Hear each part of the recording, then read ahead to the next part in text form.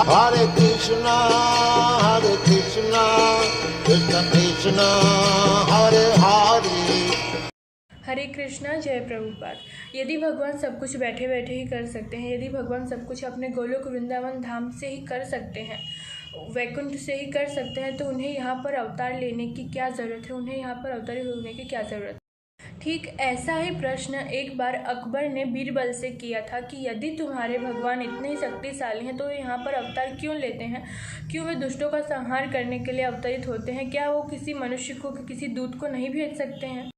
इस सवाल का जवाब हम भगवद गीता के एक श्लोक से लेंगे, जहाँ पर श्री कृष्ण कहते हैं कि मैं भक्तों का उद्धार करने के लिए, दुष्टों का संहार करने के लिए और धर्म की स्थापना करने के लिए हर युग में जन्म लेता हूँ। अर्थात भगवान का मुख्य उद्देश्य, इस श्लोक में श्री कृष्ण कहते हैं कि उनका इस धरा पर अवतार लेने का मुख्य उद्देश्य उनके भक्तों के साथ रहना और उनके भक्तों का उद्धार करना है, ना कि सिर्फ दुष्टों का संहार करना।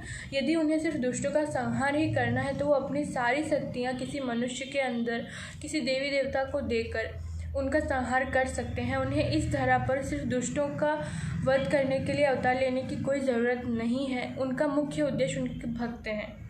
दुष्टों में भी सारी शक्तियाँ भगवान से ही आती हैं और उन्हें भी सारी ताकत भगवान से ही मिलती है। इसका ये मतलब नहीं है कि भगवान ने किसी को दुष्ट बनाया है, किसी को राक्षस बनाया है, ये हमारे अंदर की प्रवृत्ति है। किंतु भगवान, हम इसे इस तरह से समझ सकते हैं कि भगवान का साइड बिजनेस है दुष्टों का संहार करना। वो जब भक्तों के उद्धार के लिए यहाँ पे अवतरित होते हैं तो साथ साथ वे दुष्टों का संहार भी करते हैं। एक तरह से उनका भी उद्धार ही होता है।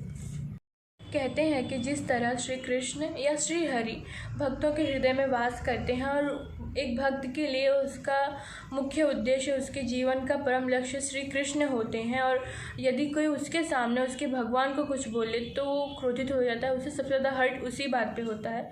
ठीक वैसे ही श्री कृष्ण के लिए, श्री हरि के लिए उनके भक्त सबसे ज़्यादा इम्पोर्टेंट हैं। यदि कोई उनके भक्तों को हर्ट करता है तो वे माफ़ नहीं करते हैं।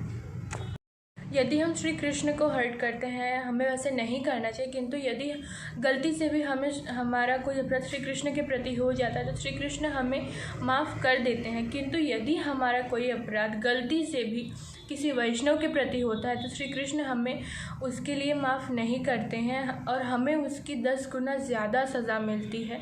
इसलिए हमें हमेशा इस बात का ध्यान रखना चाहिए कि हमसे किसी वैष्णव का दिल ना दुखे या फिर किसी का भी दिल ना दुखे। हरे कृष्णा। जय Prabhupada. Hare Krishna, Krishna Krishna, Hare Hare।